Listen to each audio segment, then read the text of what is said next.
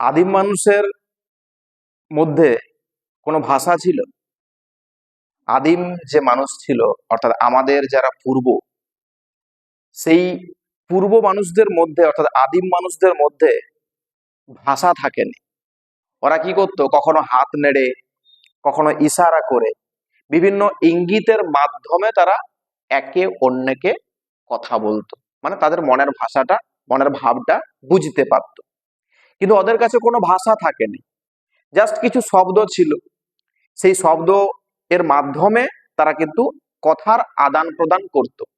একজনের মনের কথাটা আরেকজন বুঝতে পারত বিভিন্ন ইশারার মাধ্যমে। যুগের পরিবর্তনের ফলে আস্তে আস্তে আস্তে আস্তে আমরা কি পূর্ণাঙ্গ মানুষ হয়েছি, আর আমাদের মধ্যে কি এসেছে? ভাষা।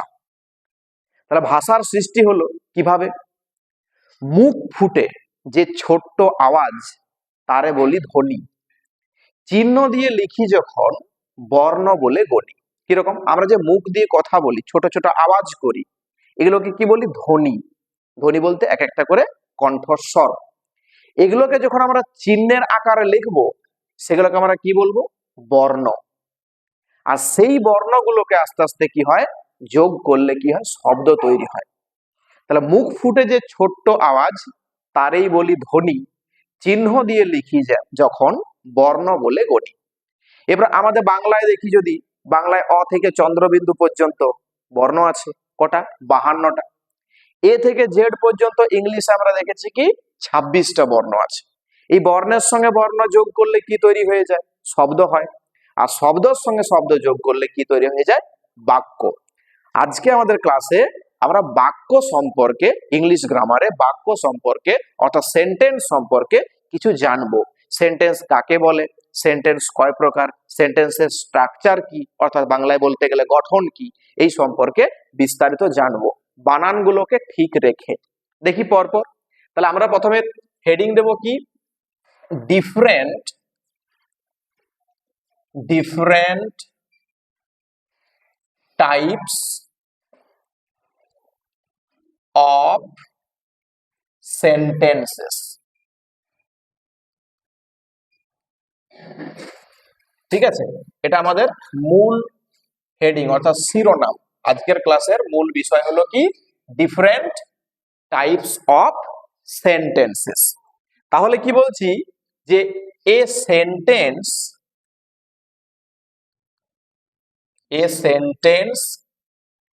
ইজ এ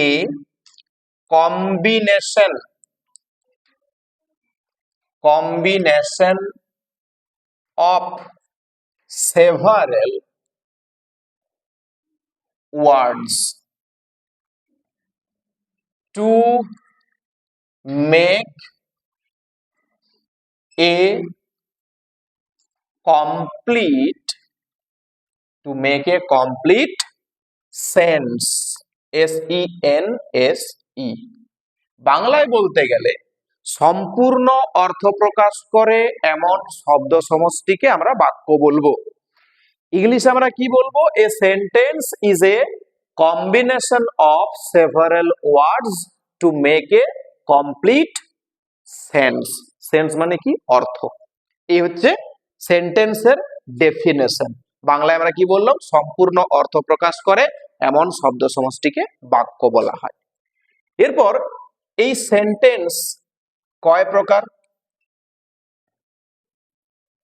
সেন্টেন্সেস আছে আমাদের সাধারণত 5 প্রকার।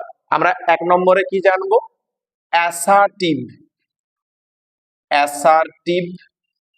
সবসময় বানানগুলোকে ঠিক রাখবো, কারণ ইংলিশের ক্ষেত্রে আমাকে যদি কেউ জিজ্ঞাসা করে, আমি মুখে বলে দিতে পারি, কিন্তু লেখার সময় তো আমার বানানটা দরকার।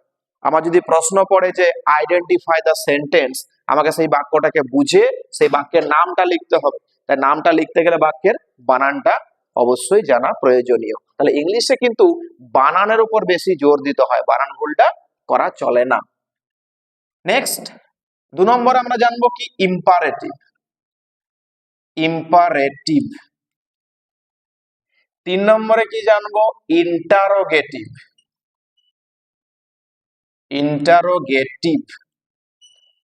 4 নম্বরে জানবো অপটেটিভ। 5 নম্বর জানবো এক্সক্লামেটরি।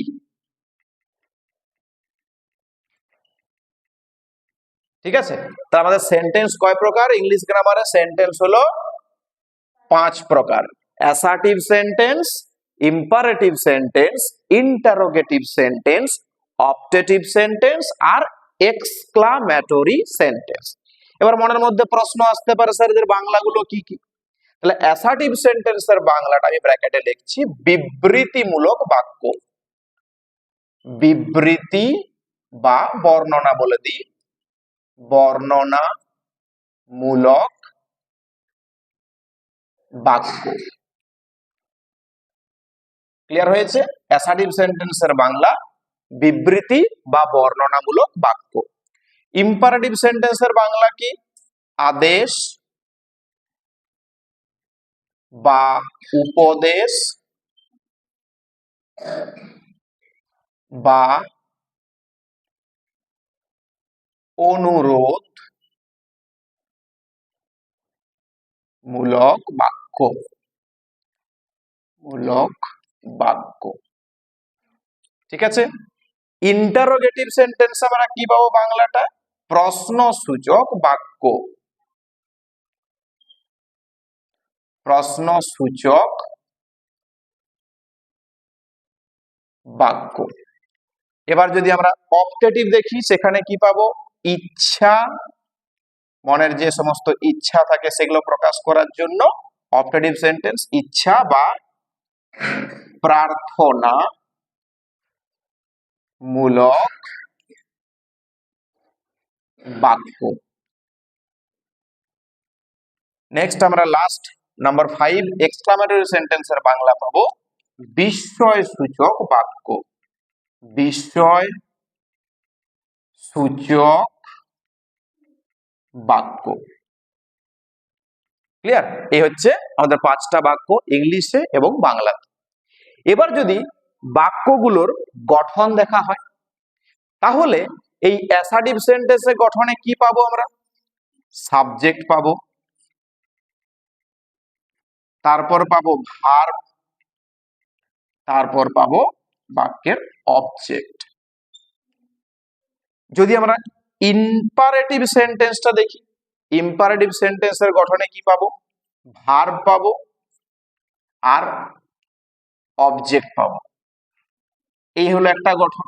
এছাড়াও রয়েছে, কারণ ইম্পারেটিভ সেন্টেন্স ইংলিশ গ্রামারের এমন একটা সেন্টেন্স যে সেন্টেন্সের মধ্যে সাবজেক্টটা সবসময় উহ্য থাকে, সাবজেক্টটা সবসময় ইউ, কিন্তু সেটা কিন্তু দেখা যাবে না, বাক্যের মধ্যে লেখা যাবে না। ইউ নামক সাবজেক্টটা সবসময় উহ্য থাকে। তাহলে একটা গঠন হলো ভার্ব প্লাস অবজেক্ট।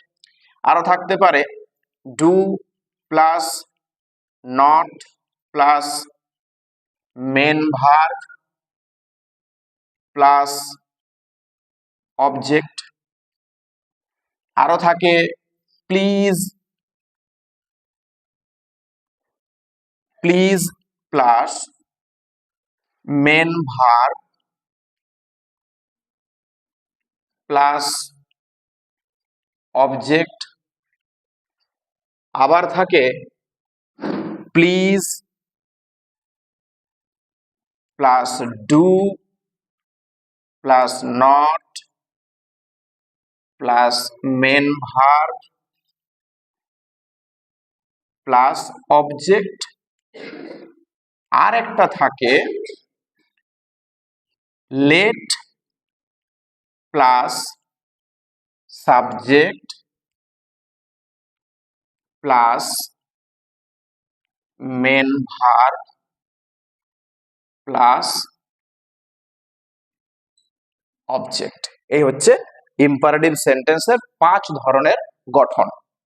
এরপর যদি আমরা 3 নম্বরটা দেখি, 3 নম্বর সেন্টেন্সে আমরা কি পাবো না? 3 নম্বর সেন্টেন্সে পাবো ইন্টারোগেটিভ। এই ইন্টারোগেটিভ সেন্টেন্সের স্ট্রাকচারটা 2 ধরনের হয়। প্রথমটা হয় অক্সিলিয়ারি ভার্ব দিয়ে, অক্সিলিয়ারি ভার্ব, তারপর হয় সাবজেক্ট, তারপর হয় মেন ভার্ব, তারপর অবজেক্ট হয়, আর শেষে একটা ইন্টারোগেশন মার্ক বা প্রশ্নসূচক চিহ্ন, জিজ্ঞাসা চিহ্ন বসে। আরেকটা হয়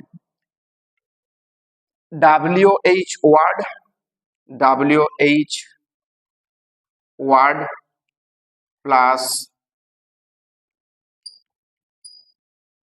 auxiliary verb plus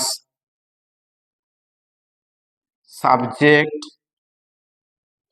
plus main verb plus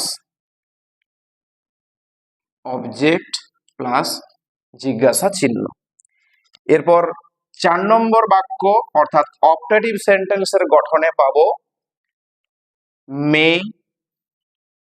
plus subject plus main verb plus object.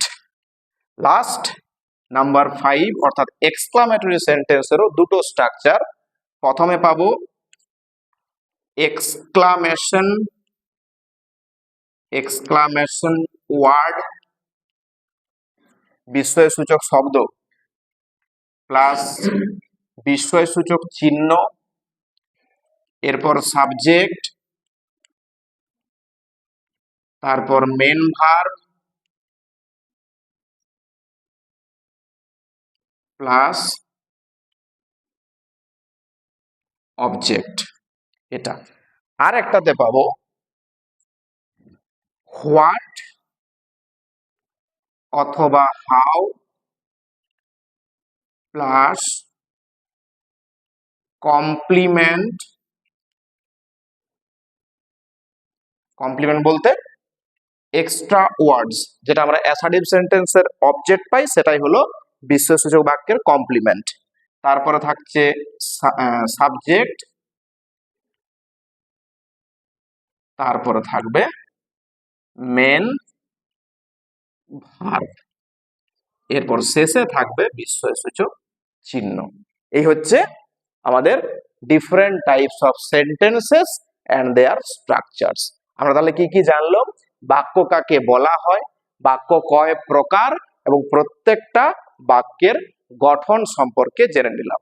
এগুলো ভালো করে মনে রাখবো এবং প্রত্যেকটা খুঁটিনাটি কাজে আমাদের এই বাক্যের স্ট্রাকচার গুলো কিন্তু কাজে আমরা লাগাবো। তাই নির্ভুল ভাবে বানান যেন ভুল না হয়, সবটা A to Z আমরা মনে রাখবো।